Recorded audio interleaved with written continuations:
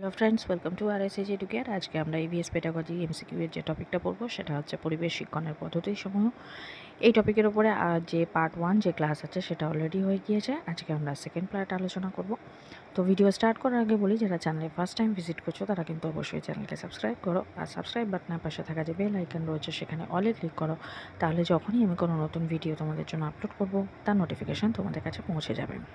তো চলো আজকে ক্লাস শুরু করা যাক। আজকে যেটা প্রথম প্রশ্ন সেটা হচ্ছে পরিবেশবিদ্যা শ্রেণীকক্ষে আর্সেনিক দূষণ সম্পর্কে সেমিনার আয়োজন করা হয়েছে, সেখানে কোন পদ্ধতি বেশি কার্যকরী? বক্তৃতা সহিত আলোচনা, প্রতিপাদন, সমস্যা সমাধান।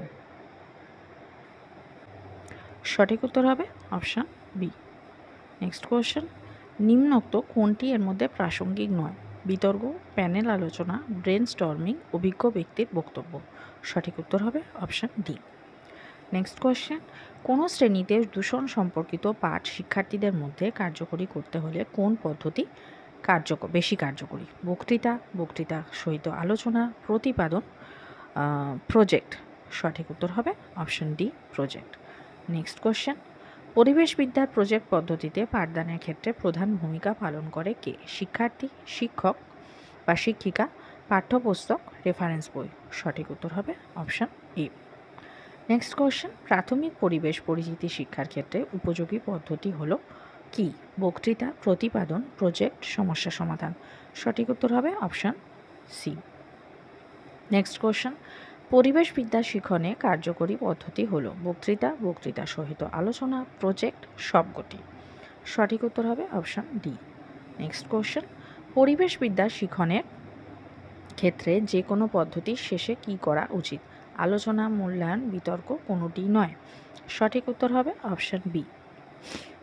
নেক্সট কোয়েশ্চেন, পরিবেশ বিষয়ক আলোচনার মাধ্যমে শিক্ষার্থীকে পরিবেশকে জানার প্রতি আগ্রহী করে তোলা যায়। পরিবেশের যে কোনো আলোচনা চক্রে যোগদান করতে আগ্রহী করা যায়। এর মধ্যে উভয় অর্থাৎ এ আর বি দুটোই। অপশান ডি, কোনোটিই নয়। সঠিক উত্তর হবে অপশান সি। নেক্সট কোয়েশ্চেন, প্রাথমিক স্তরে শিক্ষার্থীরা পরিবেশে পরিচিতির মাধ্যমে পরিবেশকে জানতে শেখে, পরবর্তীতে পরিবেশবিদ্যা জানার প্রতি আগ্রহী হয়, পরিবেশ সংক্রান্ত যে কোনো বিষয়ে পড়তে ভালোবাসে। সঠিক উত্তর হবে সবগুলি, অপশান ডি। নেক্সট কোয়েশ্চেন, শ্রেণীকক্ষে উচ্চ প্রাথমিক স্তরে পরিবেশ পাঠদানের উপযুক্ত পদ্ধতি হলো বক্তৃতা, বাস্তব জিনিস দেখিয়ে, আলোচনা, সবগুলি মিশিয়ে। সঠিক উত্তর হবে অপশান ডি। নেক্সট কোয়েশ্চেন, শ্রেণীকক্ষে নিম্ন প্রাথমিক স্তরে পরিবেশ পাঠদানের পদ্ধতি হলো বক্তৃতা, বাস্তব জিনিস দেখিয়ে, আলোচনা, সবগুলি। সঠিক উত্তর হবে অপশান বি। নেক্সট কোয়েশ্চেন, পরিবেশ শিক্ষা শুরু করা উচিত ড্যাশ স্তর থেকে? নিম্ন প্রাথমিক, উচ্চ প্রাথমিক, নিম্ন মাধ্যমিক, উচ্চ মাধ্যমিক। সঠিক উত্তর হবে অপশান এ। নেক্সট কোয়েশ্চেন, পরিবেশ শিক্ষার সঙ্গে সম্পর্ক রয়েছে কিসের? বিজ্ঞানের, সমাজবিজ্ঞানের, সাহিত্যের, সবগুলি বিষয়। সঠিক উত্তর হবে অপশান ডি। নেক্সট কোয়েশ্চেন, পরিবেশবিদ্যার সঙ্গে কোন বিষয়ের সম্পর্ক গভীর? পদার্থবিদ্যা, রসায়নবিদ্যা, জীবনবিজ্ঞান, সবগুলি। সঠিক উত্তর হবে অপশান ডি। নেক্সট কোয়েশ্চেন, পদার্থবিজ্ঞানের কোন একককে অধিক পরিমাণ পরিবেশবিদ্যার সঙ্গে সম্পর্কিত করা যায়? শব্দ, আলো, তড়িৎ, সবকটি। সঠিক উত্তর হবে অপশান এ। নেক্সট কোয়েশ্চেন, জীবনবিজ্ঞানের কোন একক অধিক পরিমাণে পরিবেশবিদ্যার সঙ্গে সম্পর্কিত? খাদ্য ও পুষ্টি, প্রাণী সম্বন্ধীয় আলোচনা, উদ্ভিদ সংক্রান্ত আলোচনা, সবগুলি। সঠিক উত্তর হবে অপশান ডি। নেক্সট কোয়েশ্চেন, রসায়নের কোন একক অধিক পরিমাণে পরিবেশবিদ্যার সঙ্গে সম্পর্কিত? কার্বন চক্র, অক্সিজেন চক্র, উভয়ই অর্থাৎ কার্বন আর অক্সিজেন চক্র দুটোই, আর কোনোটিই নয়।